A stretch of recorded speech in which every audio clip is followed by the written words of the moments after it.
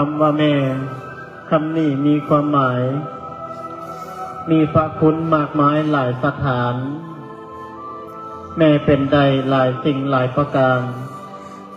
เป็นธนาคารเป็นพระพรหมเป็นโฮมไซ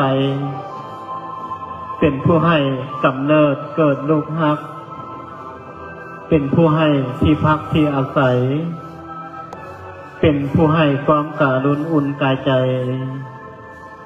เป็นอันใดก็ได้ที่ลูกอยากให้เป็น